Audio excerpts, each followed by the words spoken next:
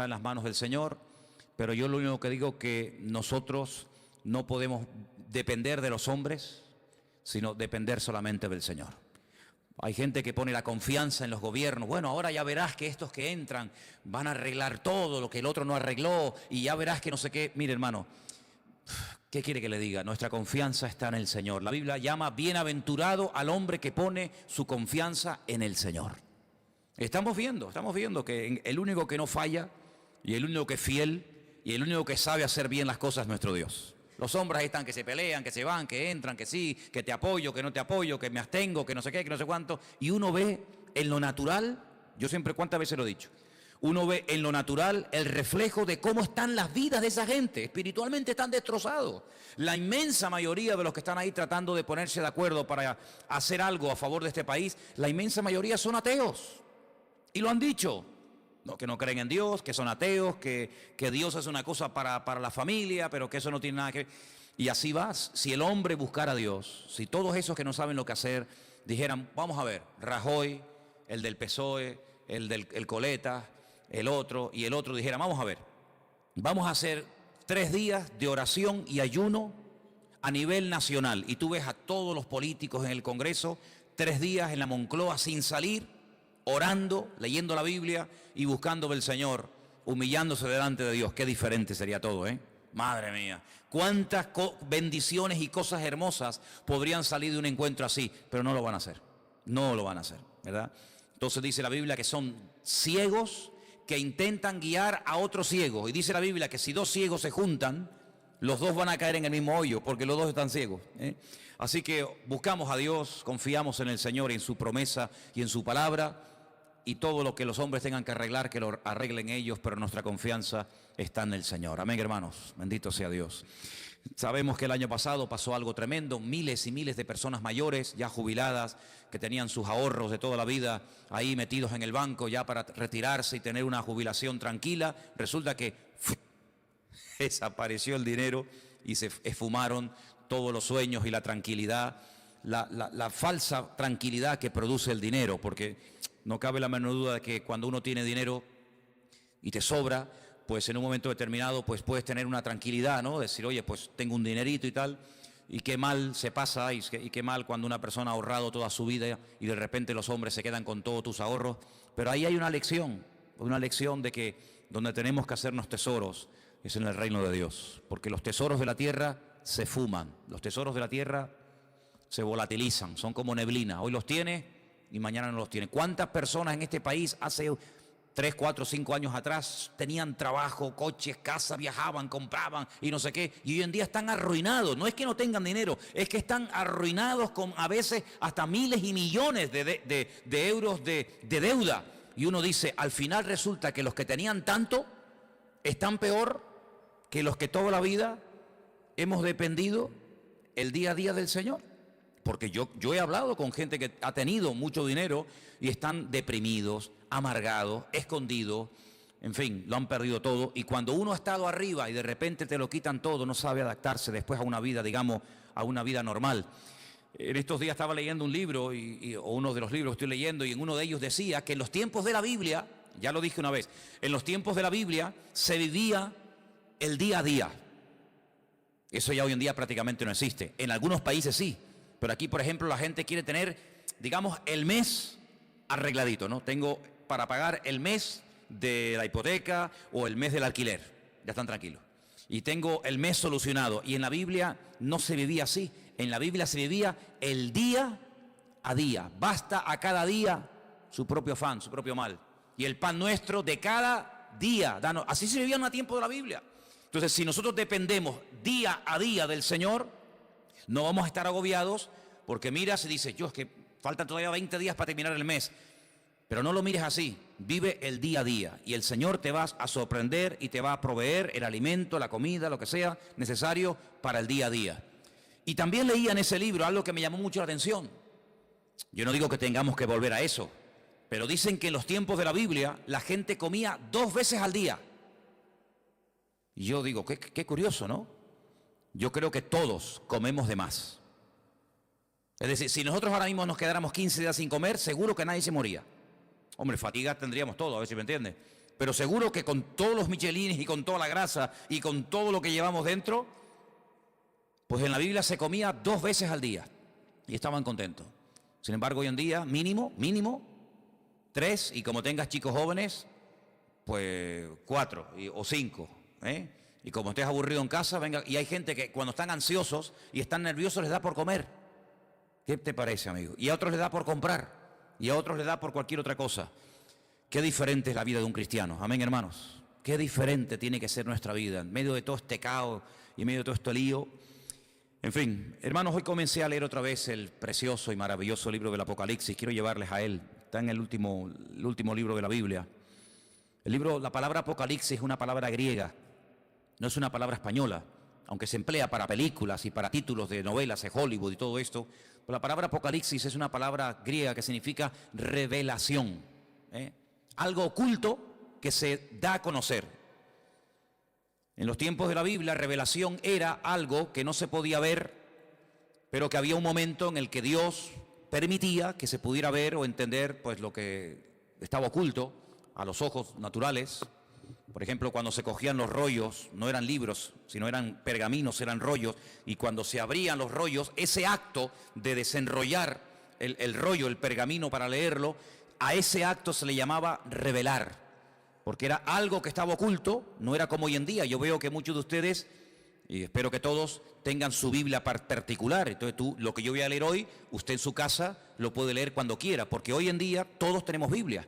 Por ejemplo, una de las cosas que quiero hacer este año, ya se lo anticipo, y estoy moviéndome un poquito y tengo que hablar con Margarita y tal, es hacer una campaña de distribución de Biblias. Por ejemplo, a mí me encantaría que este año nos pusiéramos todos de acuerdo y pudiéramos decir, vamos a repartir a lo largo del año, por ejemplo, por poner algo, 1000 Biblias. Entre los hermanos del norte y nosotros vamos a ponernos de acuerdo y distribuir 1000 Biblias. Entonces hoy me dio por meterme en internet y vi que hay Biblias enteras, del Génesis hasta el Apocalipsis, por $2.50.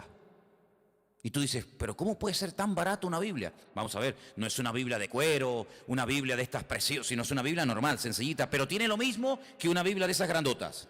$2.50. Y tú te vas, por ejemplo, a un bar y te tomas un cortado y te cobran ¿cuánto? A veces, en algunos sitios me han cobrado €1, que yo digo, madre mía, €1, un cortado y una cosita así. Pues una Biblia que te cambia la vida, una Biblia que es la palabra de Dios. El apóstol Juan dijo, yo no he escrito, él dice en su evangelio, yo no he escrito todo lo que le vi hacer al Señor. Y todo lo que él dijo, yo no lo escribí, porque si me hubiera puesto a escribir una por una todo lo que hizo y todo lo que dijo, en el mundo no cabrían los libros. Porque hizo tantas cosas el Señor. Dice, pero estas palabras que yo les he escrito, las he escrito para que creyendo en ellas tengáis vida eterna. Entonces yo digo, un libro que te da vida eterna, un libro que te aclara dudas, un libro que te responde a preguntas, un libro que trae bendición a la familia, que trae bendición a tu vida, por $2.50, 2 cortados, como quien dice. Entonces yo pienso que sería muy bueno, y de hecho lo vamos a hacer, en este año ponernos una meta, no sé, 500, 600, 800, 1000 Biblias, y entre todos vamos a hacer una especie de campaña, ya les diré cómo tengo pensado hacerlo, para repartir la palabra de Dios. Porque hoy en día cualquier persona en su casa puede tener Biblia. Bueno, si ustedes van a mi habitación, pues yo no sé cuántas Biblias puedo tener, pues yo calculo mínimo 15 o 20 Biblias tengo que tener, como mínimo. Aparte Nuevos Testamentos y a lo mejor, ¿verdad?, en diferentes idiomas y tal. Pero en aquellos tiempos no. En aquellos tiempos no existía la imprenta, en aquellos tiempos había que ir al templo o había que ir a la sinagoga para escuchar que alguien te leyera la Biblia, pero nadie tenía la Biblia en su casa. Esto de poder tener toda la palabra de Dios, todo lo que el Señor reveló a lo largo de la historia en la mano, esto es un milagro, esto es una maravilla, esto es una joya. Tú tienes uno de los libros más antiguos del mundo, tú tienes aquí palabras que Dios le dijo a Moisés hace 3500 años, es una auténtica joya. Y este libro del Apocalipsis, gracias al Señor que lo tenemos, es un libro escrito por uno de los hombres que más conoció al Señor. ¿Quién lo escribió? Lo escribió Juan. ¿Pero Juan el Bautista o Juan cuál? Juan, el discípulo Juan. Pues Juan fue un hombre que vivió aproximadamente, vamos a redondear los números, aproximadamente 100 años. Hace unos días murió en Israel el hombre más longevo del mundo, 112 años. Le quedaron muy poquitos días para cumplir 113. era un superviviente de uno de los campos de concentración de la Segunda Guerra Mundial. 112 años. Hoy en día no es normal que una persona viva tanto. Y tampoco ni siquiera en los tiempos de Cristo. Pero Juan se cree que aproximadamente murió con 100 años. Para poner números redondos, si Cristo murió cuando tenía y ascendió a la gloria, cuando tenía 33 años, y él estuvo 3 años con el Señor, vamos a poner un ejemplo, no lo podemos decir así totalmente, pero para entendernos, que Juan tuviera aproximadamente 30 años. Cuando el Señor lo llamó como su discípulo, Cristo tenía 30 años cuando comenzó el ministerio, pongamos que Juan tuviera 30 años. Si murió con 100 años, ¿cuántos años estuvo Juan predicando el Evangelio? 70 años. 70 años sirviendo al Señor. ¿Qué te parece? Toda una vida. Cuando él escribe el Evangelio, es un Evangelio muy profundo. Yo no sé si ustedes se acuerdan, yo estuve dando unas clases, unas lecciones sobre el Evangelio de Juan, y hay cosas que Juan dice que no las dice nadie. Porque claro, es que él vio al Señor muy de cerca, él vivió con el Señor, él vio cosas que ningún discípulo vio. Y cuando uno lee el Evangelio según San Juan, que repito que es muy profundo, da la sensación de que ya no hay nada más que decir del Señor. Ya te lo mostró de una manera, te lo mostró de otra, hizo esto, hizo aquello, y hablaba así, y hablaba asado. Ya, después de leer San Juan, uno dice, ¿pero qué más se puede decir del Señor? Bueno, pues cuando este hombre está en la isla de Patmos, dice como él dice, por causa de la palabra de Dios, desterrado, recibe una revelación, y cuando tú lees el libro del Apocalipsis fundamentalmente el objetivo no es hablarte del anticristo, que habla del anticristo, o del falso profeta, que también habla de él, o de los testigos, o de los terremotos, o de las plagas. Todo eso está muy bien. El objetivo, el protagonista del Apocalipsis no es el anticristo, es el Señor Jesucristo.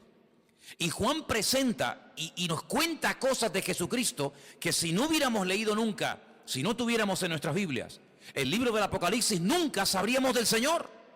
Porque el libro del Apocalipsis contiene una información que no está en ninguna parte de la Biblia. Por eso es un libro fundamental.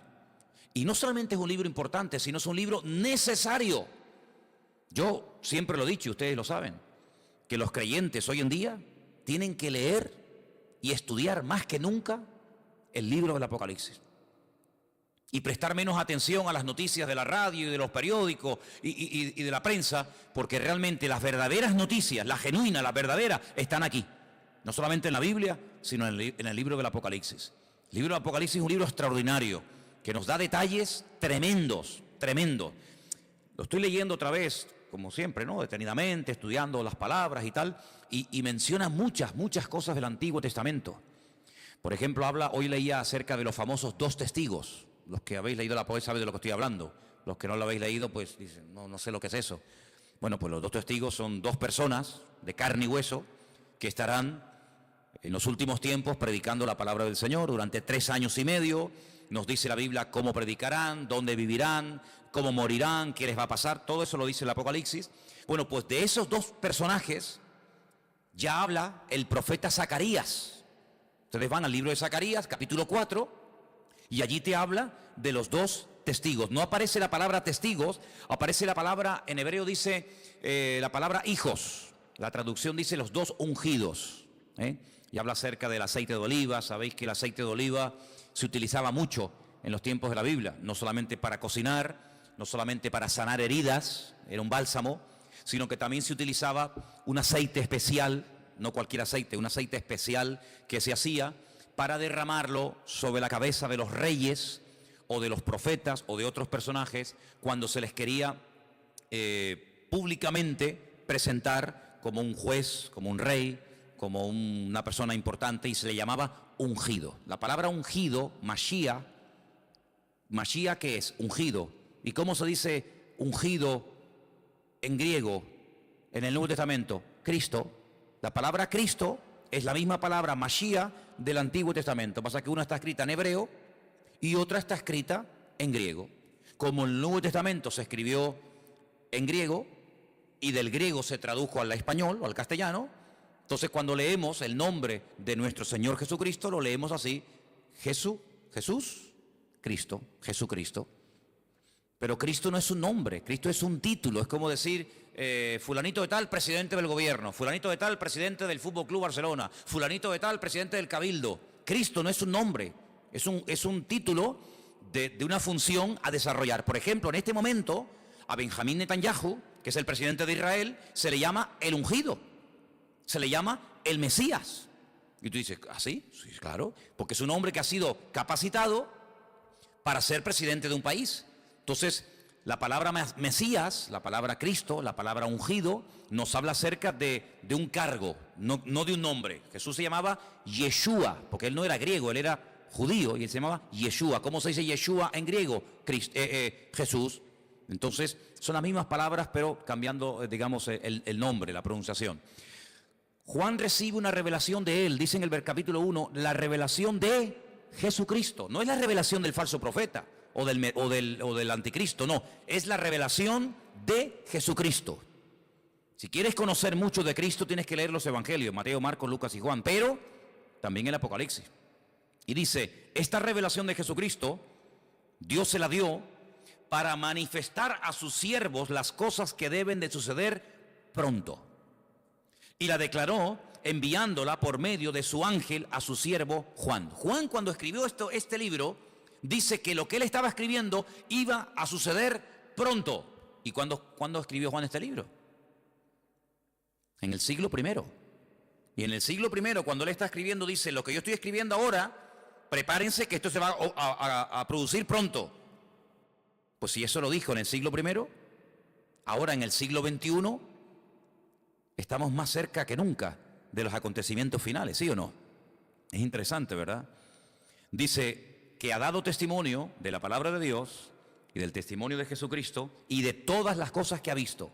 Y ahora fíjate, es uno de los pocos libros, o prácticamente el único libro de la Biblia, que contiene una bienaventuranza para el que lo lee.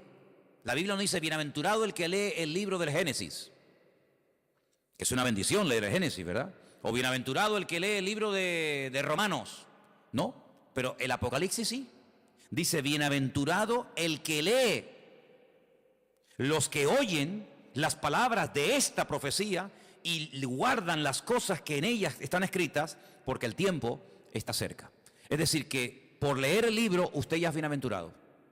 Por escuchar, por oír las palabras de este libro, usted ya es bienaventurado. Y si encima de leerlo, y si encima de oírlo, además usted lo cumple y lo guarda, triplemente bienaventurado. ¿Qué significa la palabra bienaventurado? Viene de una palabra hebrea que significa, es ashrei, que significa rico. La palabra rico está entroncada con la palabra bienaventurado.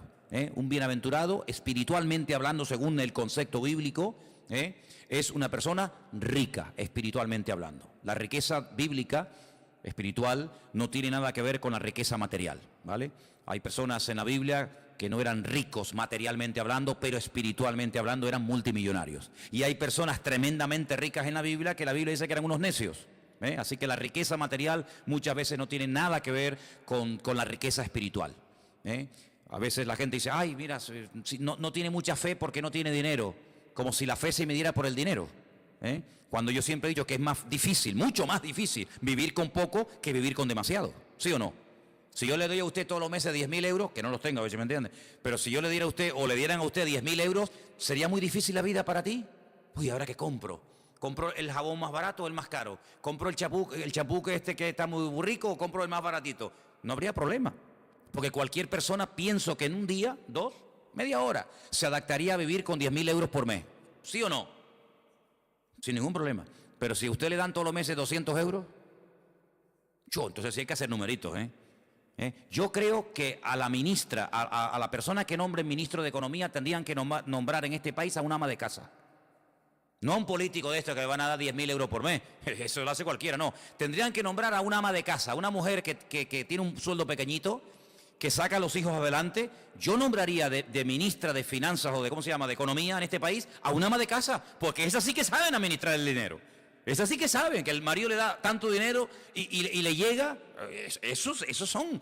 Aquí hay un montón de ministras de Economía y pasa que no las reconocen, ¿no? Bueno, pues Juan está allí en la isla de Patmos y uno dice, bueno, ¿y qué hacía allí Juan? Si Juan vivía en Éfeso. Ustedes saben que cuando el Señor Jesucristo estaba en la cruz, le dijo a Juan que se encargara de su madre. porque Cristo iba a morir, y entonces María, según la tradición cuenta, pues resulta de que se fue a vivir con Éfeso, y allí estuvo con el apóstol Juan. Pero Juan fue el único discípulo que murió de muerte natural, porque Cristo tenía 12 discípulos, uno se ahorcó, ¿sabéis, no? ¿Quién fue? Judas se ahorcó, se quitó la vida. Los otros murieron como mártires, unos crucificados, unos quemados, etc. Pero Juan, fue el único que murió de muerte natural. Y no es porque no quisieran matarlo, sino porque todo lo que hacían para matarlo no salía bien. Entonces los romanos decidieron ya tirarlo en la isla de Patmos, que la isla de Patmos es como la isla de Lobos, una isla de piedra, sin agua, sin nada. Allí lo botaron como un perro para que se muera de hambre. Dice que había unas canteras que mandaban a los presos a trabajos forzados, y al que mandaban a Patmos de allí no volvía. Es como el que mandaban, yo que sé, antiguamente a las Guayanas, los franceses y toda aquella cosa, ¿no? Sin embargo, fue allí donde el Señor se le presentó y donde el Señor le dio un mensaje para todas las congregaciones de Asia Menor. Asia Menor, ¿qué es en la Biblia? Cuando se dice de Asia Menor era Turquía, hermano, ese país que está medio en Asia, medio en Europa, un país que tiene más de 90 y pico millones de habitantes, un país musulmán. Allí en Turquía era donde estaban las famosas 7 iglesias del Apocalipsis, Éfeso, Esmirna, Pérgamo, Tiatira, la Odisea, Sardis. Entonces vamos a leer en el versículo 4, porque dice: Juan, a las 7 iglesias que están en Asia, gracia y paz a vosotros, del que es, del que era y del que ha de venir, y de los 7 espíritus que están delante de su trono, y de Jesucristo, testigo fiel, primogénito de los muertos, el soberano de los reyes de la tierra, al que nos amó y nos lavó de nuestros pecados con su sangre, y nos hizo reyes y sacerdotes para Dios su Padre. A Él sea la gloria e imperio por los siglos de los siglos. Amén. He aquí que viene con las nubes. ¿Quién? El Señor. Viene otra vez, Pero algunos dirán, pero no vino ya. Sí, ya vino, pero vino a morir, vino como cordero sufriente, vino para derramar su sangre por los pecadores, pero ahora viene otra vez, pero no en relación con el pecado, viene como rey triunfante, viene a establecer su reino sobre la tierra, y dice que en esta ocasión todo ojo le verá. Oye, esto es tremendo, ¿eh? ¿Qué significa todo ojo le verá? Que todo ojo le verá. Que todo el mundo le va a ver cuando venga. En la primera venida no todo el mundo lo vio. Muchos no se enteraron. Por ejemplo, los judíos que vivían en Roma, cuando nació el Señor Jesucristo en Israel, no sabían que había nacido el Mesías. ¿Cómo se enteraron? Por los predicadores, por los misioneros, por los apóstoles, por los discípulos que iban a una sinagoga en Roma, en Corinto, en Éfeso, en donde fuera, y decían: venimos a decirles que nuestro Mesías, del cual habló Isaías, Jeremías, Daniel, etcétera, etcétera, ha nacido. No me digas. Sí, ha nacido. Claro, no había radio, no había internet, no había televisión, no había nada. ¿Cómo se enteraba la gente? A través de los predicadores. Ahora se dan cuenta ustedes lo importante que era predicar. Por eso dice Pablo: ¿y cómo van a creer si no hay nadie quien les predique? No había Biblias, no había emisoras cristianas, no había radio, no había nada.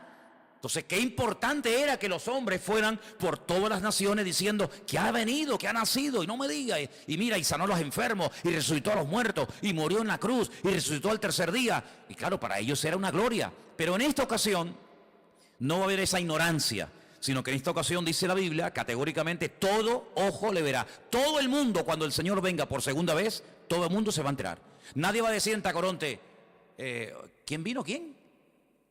Pues yo no. Todo el mundo lo va a saber. Todas las islas, todos los continentes, todas las ciudades, todas las televisiones del mundo, todas las radios, todos los periódicos, todo el mundo, los 7.000 millones de habitantes que hay en el planeta Tierra en este momento, todo el mundo sabrá que el Señor Jesucristo vino. Pero no solamente los que estén presentes en ese momento, sino dice: y los que le traspasaron. ¿Cómo que los que le traspasaron? Sí. Los que le traspasaron ya están muertos. ¿Sí o no? Los romanos que le clavaron aquellos clavos en el pie y en la mano y le traspasaron el costado y le pusieron la corona de espina, ¿cómo lo van a ver si ya murieron? Pues no te das cuenta de que la Biblia a veces te habla de un mensaje superficialmente, pero indirectamente, sin mencionar la palabra. Si los que le traspasaron le van a volver a ver, te está dando a entender la Biblia que se producirá una resurrección de los muertos. porque si no, ¿cómo le van a ver si están muertos? Entonces no te menciona la palabra resurrección, pero dice, cuando venga todo ojo le verá, también le verán los que le traspasaron, y dice, todos los linajes de la tierra harán lamentación por él. Y Juan dice, sí, amén, estoy de acuerdo, perfectamente, es así. ¿Te das cuenta? La palabra amén, cuando tú pones la palabra, por ejemplo, si buscas la palabra en hebreo fe, la palabra que se emplea para fe, generalmente la palabra emuná. Emuná es fe en hebreo. Se puede traducir como fe o también como confianza, pero generalmente es fe. La palabra emuná, dentro de la palabra está la palabra amén.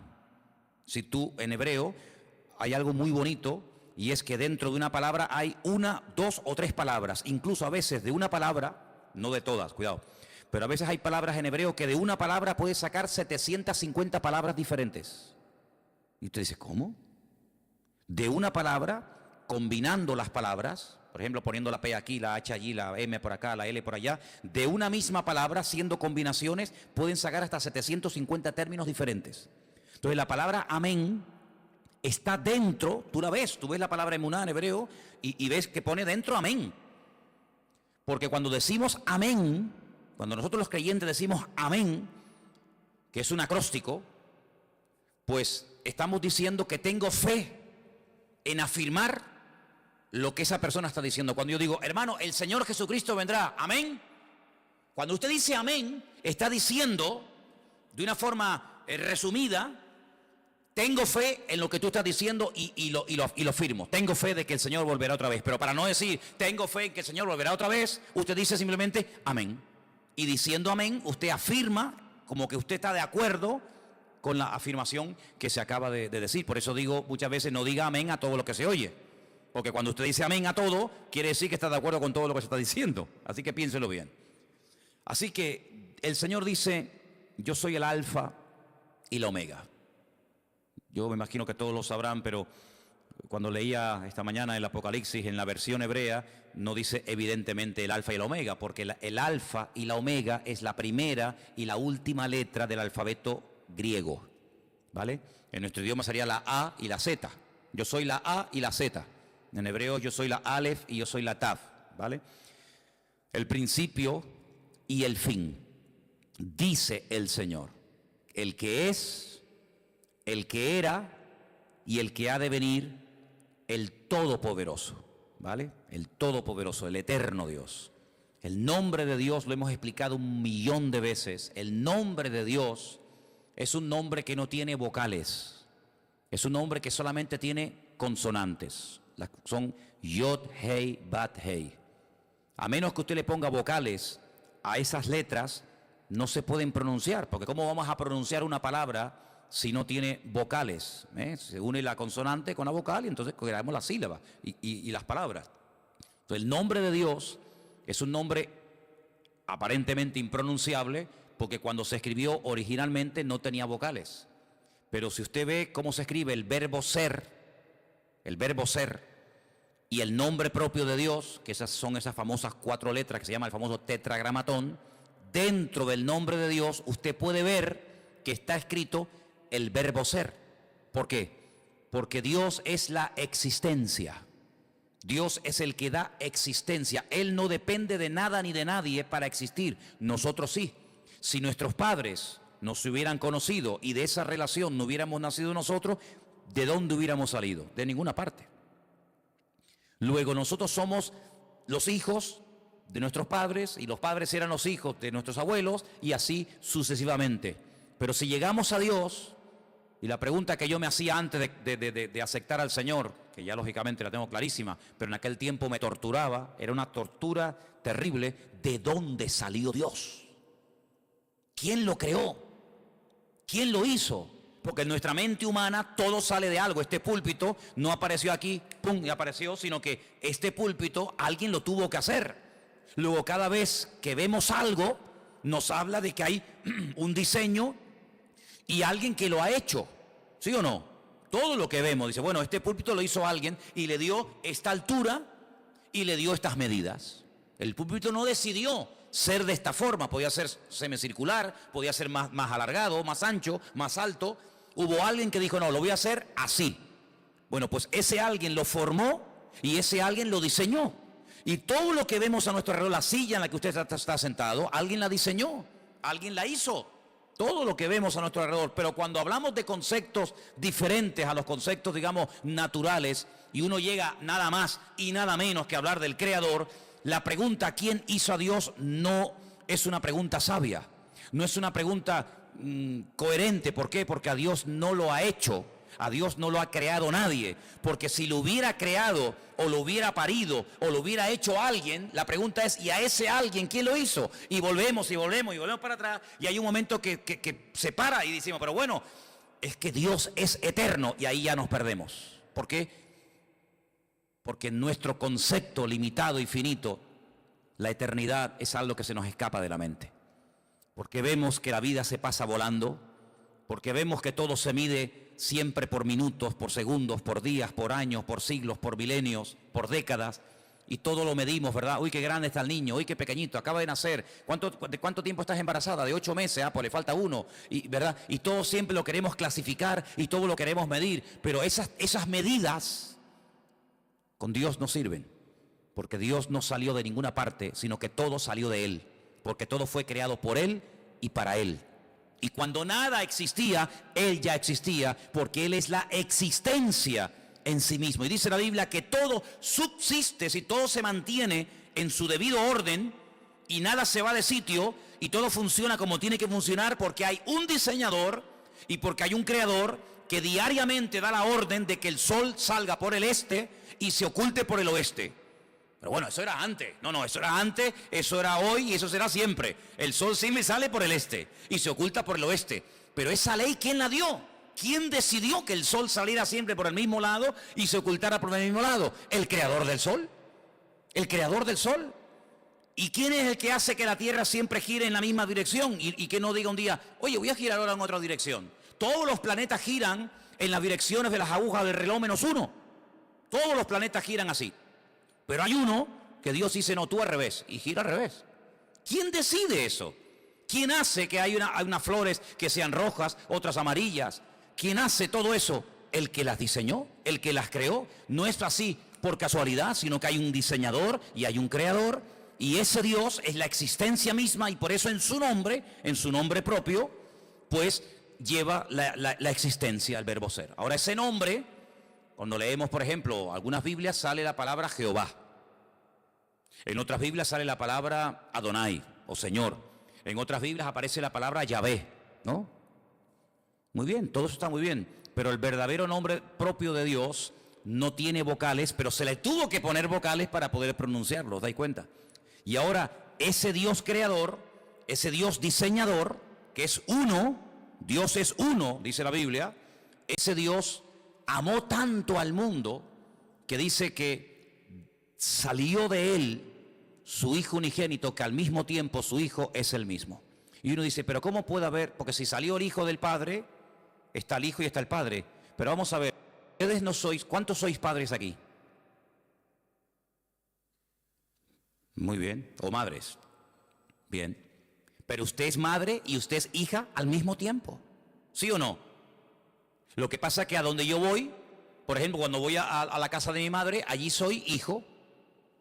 Pero cuando estoy aquí, aquí soy padre. Y cuando estoy en mi casa soy marido. Y cuando estoy aquí soy pastor. Y tantas cosas al mismo tiempo, sí, no pasa nada. No tengo que dejar de ser hijo para ser padre. Puedo ser hijo y padre al mismo tiempo. Y abuelo y bisabuelo. Abuelo por el camino que llevamos. Pero bueno, se puede ser muchas cosas al mismo tiempo, ¿sí o no? Pues Dios no tiene ese problema. Dios no tiene ese problema. Entonces, su Hijo viene al mundo en forma humana. Claro, tuvo que venir en forma humana. Y por eso necesitó, pues, un estuche, un instrumento humano, como fue su madre. Y entonces, cuando Él viene a este mundo y hace su obra, hace su ministerio, se registra en los evangelios su ministerio, pero hay muchas cosas que el Señor todavía no ha hecho. Hay muchas cosas, muchos cambios, muchas maravillas que tienen que ocurrir en la creación, en la naturaleza, en la raza humana, que no están en los evangelios. ¿Y a quién y dónde le reveló el Señor lo que todavía a Él le queda por hacer? A Juan, en la isla de Patmos, a través del libro del Apocalipsis. Y esa información no era una información codificada, ¿eh? No sé cuántos de ustedes se acuerdan que antes había el Canal Plus, estaba codificado. ¿Se acuerdan? Y si no tenías el descodificador, pues no veías la película o el partido de fútbol. Te hacía falta un aparato para descodificar una señal que tú en abierto no tenías. Bien, el libro del Apocalipsis no es un libro codificado, de tal manera que tú lo lees y dices, yo no entiendo nada. No, un momento. El libro del Apocalipsis es un libro que está muy claro, muy claro. El problema es que el lenguaje que Juan utiliza no es un lenguaje popular, no es un lenguaje que usamos cotidianamente, es un lenguaje alegórico, es un lenguaje de animales, de números y de colores, que si usted no está familiarizado con eso, usted no se va a enterar evidentemente de nada. Pero no porque el Apocalipsis sea el libro más difícil de la Biblia. No, el Apocalipsis no es el libro más difícil de la Biblia. Yo le puedo asegurar que hay otros libros de la Biblia que son más difíciles y más complicados que el Apocalipsis. Porque el Apocalipsis, lo bueno que tiene, que al ser el último, ¿me explico? Al ser el último en el canon, en la lista, toma elementos de otros libros que si usted los ha leído y los conoce, cuando llegues al Apocalipsis, ahora sé lo que es el dragón, ahora sé lo que es el caballo, ahora sé lo que es el león, ahora sé lo que es el oso. ¿Pero cómo lo sé? Porque he ido pasando por 65 libros que le preceden. Entonces, hermano, cuando usted hace todo el recorrido, claro, yo a nadie le aconsejo que se compre una Biblia por primera vez y se meta a leer el libro de Apocalipsis, porque puede tener pesadillas. Porque el pobrecito dice, madre mía, ¿y esto es la Biblia? Un dragón que sale corriendo detrás de una mujer, ¿verdad? Que echa fuego por la boca, el otro que 7 cuernos en la cabeza, dice, madre mía, ¿cómo está esta gente, no? ¿Verdad? Pero es que para poder entender el libro del Apocalipsis, primero hay algo que pocas veces se dice, pero es para mí fundamental. Y es que usted tiene que conocer al protagonista del libro del Apocalipsis. Y el protagonista del libro del Apocalipsis es nuestro Señor Jesucristo. Cuando usted lo conoce a Él, usted sabe, permítame la expresión, por dónde van los tiros. Eso es como cuando antiguamente, ya eso no existe, Pero cuando antiguamente los padres miraban a los hijos, ¿qué le estaba diciendo? Ibas de visita, ¿no? A una casa. Entonces tu padre se te quedaba mirando y te estaba diciendo, sin palabras, o te comportas, o te voy a dar un jaquimazo que te voy a poner la cabeza así para atrás. Con la mirada, era un mensaje telepático, ¿no? Te miraba así, y ya está, agachabas la cabeza porque te estaba diciendo, te voy a dar una que te vas a enterar, sin palabras, porque ya lo conocía. Pero esa mirada se la daba a lo mejor a otro niño y el niño ni se enteraba. Cuando tú conoces a tu marido, tú sabes cuándo está enfadado y cuándo está de buen humor. Por eso hay mujeres que dicen, ahora no le digas nada, espera mañana. No, yo le digo ahora. No le digas ahora porque encima vas a cobrar. Espérate a mañana, que ya verás como mañana es otro ser humano. En la Biblia hay momentos en los que si usted no conoce al autor, usted no se va a enterar del espíritu, de la actitud, de por qué el Señor dijo eso. Y esto que le estoy diciendo no es broma, porque dice la Biblia que cuando Pedro estaba fuera con los romanos calentándose en el fuego, ¿se acuerdan? Que llegó aquella chica y le dijo, mira, acá hay otro, acá hay otro, este es uno de ellos. Y él decía, no, yo no soy de ellos. Lea usted en la Biblia, y hay un momento en el que dice que la mirada de Cristo se cruzó con la de Pedro. Cristo le dice así. Tú estás diciendo, no, yo no le conozco, y Cristo le dice así. Y se le quedó mirando, y dice la Biblia, lea esto, léalo, es tremendo. Dice, y saliendo lloró amargamente. ¿Qué mirada le habrá lanzado el Señor? No, yo no le conozco, yo no sé quién es, yo no quiero saber nada de ese hombre. Diciendo, ay, Pedro, que tú no me conoces a mí, Pedro. ¿Pero qué estás diciendo, criatura? Lo rompió, ya con la mirada dijo, madre mía, lo que estoy así, salió corriendo y se echó a llorar porque no pudo aguantar aquello, una mirada que lo rompió, ¿verdad? Que lo rompió. Entonces, cuando uno va al libro de Apocalipsis, uno puede leer comentarios y puede preguntar a este y al pastor tal, y puede leer, pero si tú no conoces al autor, el libro te va a sonar a chino. Y que yo sepa aquí, nadie sabe hablar chino. Pero cuando tú conoces al autor, tú captas y lo ves al Señor por todas partes. Porque te vuelvo a repetir, el objetivo del Apocalipsis no es levantar y el protagonista, el anticristo, el falso. No. El protagonista del libro del Apocalipsis es el Señor Jesucristo. Y todo lo que pasa, todo lo que ocurre, las tragedias, los terremotos, las catástrofes, las guerras y esto y aquello, todo siempre apunta a un objetivo, y es que el hombre reconozca que el Señor Jesucristo viene pronto. Te habla de una manera, te habla de otra forma, te habla por aquí, te habla por allá, para que el hombre entre en razón y para que el hombre entienda que no puede hacer con su vida lo que le da la gana, para que el hombre entienda que no es dueño de sus actos. Cuando nosotros creemos que somos dueños de nuestros actos, nos estamos proclamando como si fuéramos dioses. Yo hago lo que me da la gana. A mí nadie me tiene que decir nada. Es como si tú fueras Dios, porque a Dios nadie le tiene que decir nada. Pero cuando tú actúas así, estás actuando como si tú fueras Dios. A mí nadie me tiene que decir nada. Pero ¿cómo que nadie nos tiene que decir nada? Claro que nos tienen que decir muchas cosas. Entonces, en el libro del Apocalipsis, Juan, a un viejito de 100 años, que lleva 70 años predicando el Evangelio, le dice: Juan, escribe, ponte a escribir lo que vas a ver, lo que ya has visto y lo que te voy a contar. Y entonces él empieza a escribir y a escribir y a escribir cosas tremendas, tremendas. Pero fíjate lo que dice, por ejemplo, en el versículo 10. Cuando el Señor le dice a Juan que escriba, hay una cosa muy importante que tenemos que tener en cuenta, y es cómo estaba, con qué actitud estaba Juan. Dice el versículo 10, yo estaba en el Espíritu en el día del Señor, y oí detrás de mí una gran voz, como de trompeta. Juan no estaba despistado, Juan no estaba quejándose, Juan no estaba con una mala actitud, sino Juan dice que estaba en el Espíritu. Y eso es muy importante. ¿Cuántas veces me habéis oído a mí decir que la actitud marca la diferencia? ¿Sí o no? Es muy importante. Estar centrado, estar pendiente. No, mira, ahora no me hables, que ahora estoy pendiente de la palabra. No, ahora no quiero saber nada. El móvil, ¿para qué quiero yo un móvil ahora? No me hace falta el móvil para nada. Ahora me está hablando el Señor, estoy con su palabra. Él estaba en el Espíritu. ¿Tenía motivos para quejarse? Hombre, humanamente hablando, sí. 100 años aquí botado como un perro, sin agua, sin comida, sin hermanos, sin iglesia, sin amigos, sin nada. Y mira cómo me has tratado, y mira no sé qué, y te he servido para qué. No le dio lugar a eso. Él estaba en el Espíritu. Si el Señor ha permitido que yo esté en la isla de Patmos, no es un castigo, es una bendición, porque al fin y al cabo vemos que no fue un castigo, sino que fue un tiempo maravilloso, porque para poder escribir todo esto, hermano, y para poder ver todas estas visiones, uno no podía estar viviendo en una gran ciudad con ruidos, con coches, con no sé qué, con no sé cuánto, sino uno tenía que estar en un sitio tranquilo, sin que nadie te moleste. ¿Y qué mejor sitio? ¿Qué mejor sitio que la isla de Patmos? Donde tienes tiempo para pensar, para orar, para meditar, y aquí sin que nadie te moleste, aquí te voy a dar la revelación más grande que jamás ningún ser humano ha tenido en esta vida. Luego vemos que el famoso refrán, que no hay mal que por bien no venga, se cumple perfectamente en la vida de Juan. Hace muchos años yo leí un libro de un pastor que tuvo un accidente y se le partió una pierna y estuvo un buen tiempo en cama, escayolado, sin poder moverse, y los primeros días de ese accidente él comenzó a quejarse: Señor, ¿y por qué? Tenía que predicar en esta iglesia, me habían invitado a viajar a no sé qué sitio, me habían invitado a no sé qué, y ahora no puedo tal, y empezó a quejarse hasta que pasaron los días y le dijo: Señor, si tú has permitido que yo esté aquí parado sin hacer nada, ¿qué propósito tienes tú, Señor? Y ese hombre escribió un libro con su testimonio, con sus experiencias, y cuenta él que fue un libro que bendijo a muchísimas personas. Un libro que fue de muchísima bendición, sus testimonios, las experiencias que había tenido con el Señor, las pruebas por las cuales había pasado y lo que había aprendido en el Señor.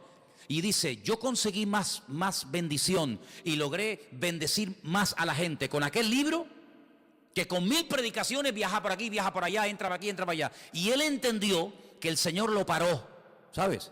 Él entendió que el Señor permitió aquel accidente para que durante un tiempito tranquilo pudiera escribir un libro que después sería de tremenda bendición para muchísima gente que lo leyó. Entonces hay momentos en la vida que nos puede pasar algo que decimos: ¿y por qué? ¿Y por qué, Señor? ¿Y por qué tal? ¿Y por qué esto? ¿Y por qué el marido? ¿Y por qué el niño? ¿Y por qué no me dieron el trabajo que me habían prometido? ¿Y por qué no sé qué? ¿Por qué? ¿Y por qué? ¿Y por qué? Y hace muchos años, yo era recién convertido, vino a Las Palmas a predicar una señora que dice ella, en aquellos años, que era la capellana de una de las cárceles más peligrosas de los Estados Unidos, la cárcel de Sing Sing. Y esta mujer empezó a predicar, y yo te puedo asegurar que no todo, pero por lo menos la mitad del mensaje me lo aprendí de memoria. Y todavía lo tengo aquí. Y ella empezó diciendo: hay una pregunta que si nosotros nos la hacemos podemos volvernos locos. Y es una pregunta, y la pregunta es ¿por qué? Y sobre esa pregunta ella basó su mensaje. Y a mí se me quedó tan grabado aquello.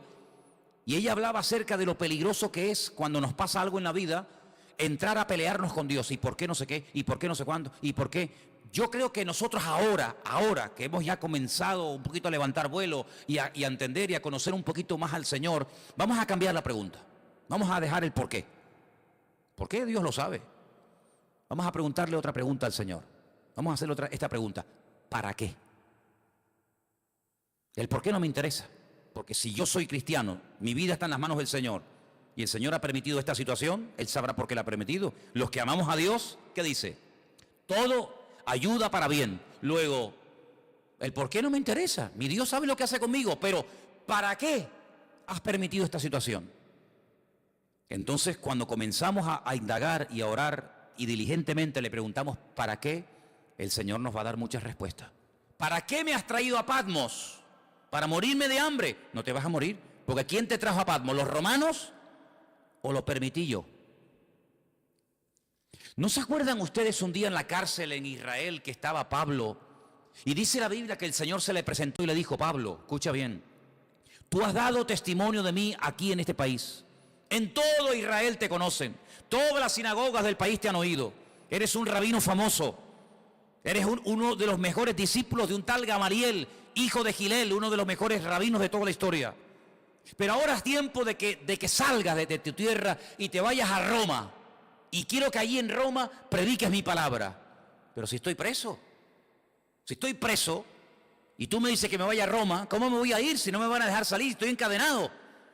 Pero Pablo, escucha una cosa, tú eres ciudadano romano, no te olvides. Y mañana cuando te saquen y te hagan el juicio, cuando te vayan a interrogar, tú vas a decir que tú como ciudadano romano, tú tienes el derecho que no todo el mundo tiene de apelar al César. Es decir, yo quiero que me juzgue, que mi juez sea el mismísimo César. Tú lo puedes pedir porque tú eres ciudadano romano. Entonces cuando él sale de la cárcel por la mañana, lo van a interrogar. Un momentito, quiero decir algo. ¿Qué quiere decir usted? Yo apelo al César. Quiero que el César sea mi juez. Claro, este que es un juez inferior dice, pues entonces si usted ha apelado al César, no te preocupes que usted irá al César. Llévenselo. Lo montan en un barco, ¿quién? Los romanos, y lo llevan a Roma. No fue por el camino y porque me llevan a Roma, no, porque el Señor quiere llevarme a Roma, pero como yo no estoy libre ahora, que me puedo comprar el pasaje, ir a donde quiera, pero le doy la vuelta a la tortilla y en vez de utilizar mi libertad, uso mi, entre comillas, encarcelamiento, pero ahora ellos me van a pagar el pasaje. No me voy a pagar ni el pasaje. Me van a pagar ustedes el pasaje, me van a pagar ustedes la comida y me van a llevar al mismísimo César de Roma. Pero ¿quién va a ir a darle testimonio al César de Roma? ¿Quién? ¿Uno por la calle? No. O un preso o uno que pertenezca a la corte de Roma. Entonces, si no eres de la corte de Roma, pero eres un preso con ciudadanía romana, tienes derecho a que te juzgue el César de Roma. ¿No os dais cuenta que todo ayuda para bien? ¿Dónde nació Pablo? En Tarso. ¿Qué era Tarso? Una pequeña colonia romana. Y dice que las personas que estaban allí, a través de su padre, él obtuvo la ciudadanía romana. ¿Quién sabe si en algún momento Pablo, como judío fanático que era en aquel momento, habrá dicho, ¿y yo para qué quiero la ciudadanía romana? ¿Yo para qué quiero ser romano? Ahora no lo entiende. Estos asquerosos romanos, este imperialismo que ha venido aquí a dominar nuestra tierra. Sí, pero estos, el día de mañana van a ser el instrumento que Dios va a utilizar para llevarte nada más y nada menos que a Roma, al hombre más poderoso de la tierra. Y allí fue. Entonces no nos damos cuenta de que la vida es como un gran puzzle, como un gran rompecabezas, donde tú miras para atrás y dices, ahora entiendo aquello y esto y lo otro, y por qué se conoció este, y por qué pasó esto. Y entonces si tú te dejas llevar por el Señor, te vas a dar cuenta de que Juan lo llevaron los romanos, pero porque en el fondo el Señor quería que Juan estuviera en la isla de Patmos y allí tranquilito, sin que nadie te moleste, vas a recibir la revelación más grande que jamás has recibido en tu vida. Pero escucha bien esto, hermano, porque vamos terminando, para no alargar demasiado. Antes de darte revelación para otros y antes de darte mensaje para iglesias y para pastores y para otras personas, el primero que tiene que recibir el mensaje eres tú. Porque la tendencia de que siempre tenemos algo que decirle a fulano o a mengano, yo no digo que esté mal, pero el primero que se tiene que aplicar el mensaje es el que lo da.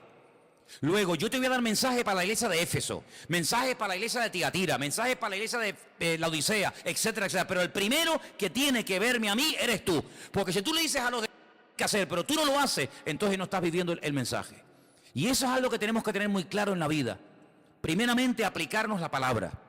Primeramente, conocer nosotros al Señor para después tener autoridad para decirle a otras personas que conozcan al Señor. ¿Qué Señor quieres que conozcas si ni siquiera tú lo conoces? Tengan fe en el Señor, pero tú estás viviendo con fe. Por eso, hermanos, las experiencias que pasamos en la vida nos están capacitando. ¿Para qué? Para que después, cuando vayamos a otras personas que están pasando por el mismo o parecido problema que yo he pasado, podamos entenderlos. Por eso yo muchas veces digo, cuando alguien se hace la pregunta, ¿en qué forma tú me quieres utilizar? ¿Con qué tipo de gente tú me quieres utilizar? Analiza cómo ha sido tu vida. ¿Con qué tipo de gente tú te has movido generalmente? Por ejemplo, hay personas que se han movido toda la vida en el mundo del deporte. Pues ya está, más claro agua. Ese es el terreno en el que Dios a ti te va a utilizar, en un nivel donde este y este y este jamás van a entrar. No le van a hacer ni caso. Pero tú que eres un deportista, te vas a mover en un nivel donde todo el mundo te conoce, tú sabes lo que es una lesión, tú sabes lo que es un campeonato, tú sabes lo que es el sacrificio, ese va a ser tu campo de misión. Hay otras personas que a lo mejor son médicos, no tienen nada que ver con el deporte, pero conocen a una serie de personas que se mueven en el mundo de la medicina. Ustedes saben que los médicos hablan de un lenguaje que le están diciendo a otro colega que te estás muriendo y tú ni te enteras porque se están hablando en clave. Ahí es donde Dios te va a utilizar. ¿Con qué tipo de gente? ¿Qué tipo de inclinación tú has tenido? ¿Qué tipo de experiencia, de prueba? ¿Qué tipo de dificultades tú has tenido? Por ahí van los tiros. Por ahí donde el Señor te va a utilizar. Claro, Dios te puede abrir nuevos campos. Claro, siempre lo hace. Pero generalmente utiliza tu pasado para que después tú en el futuro puedas servir al Señor con efectividad.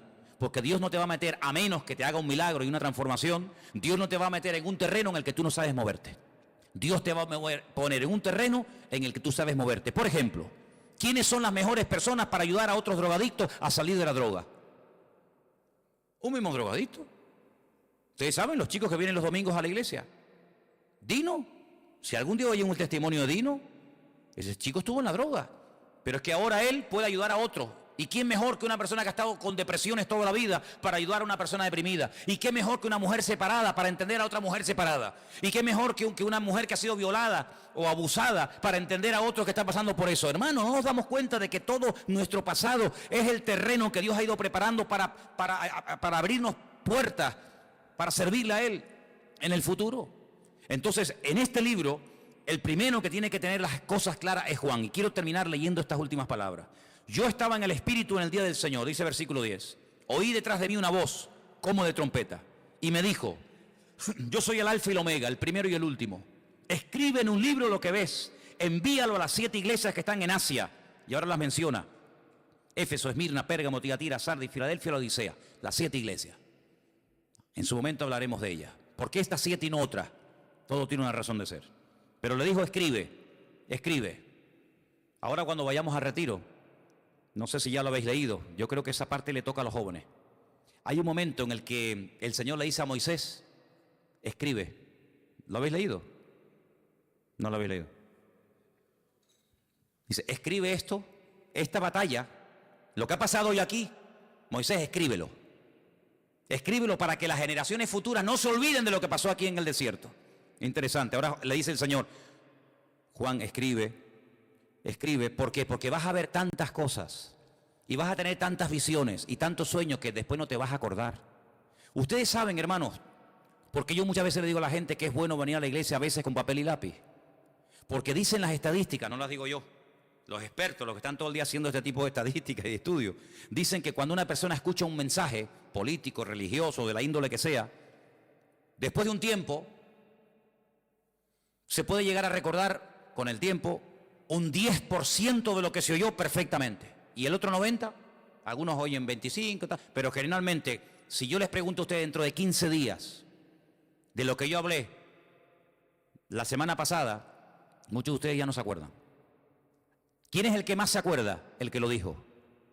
Yo me acuerdo de los mensajes que yo he dado porque yo utilizo no solamente el haberlo estudiado, sino el haberlo dado, entonces me lo sé.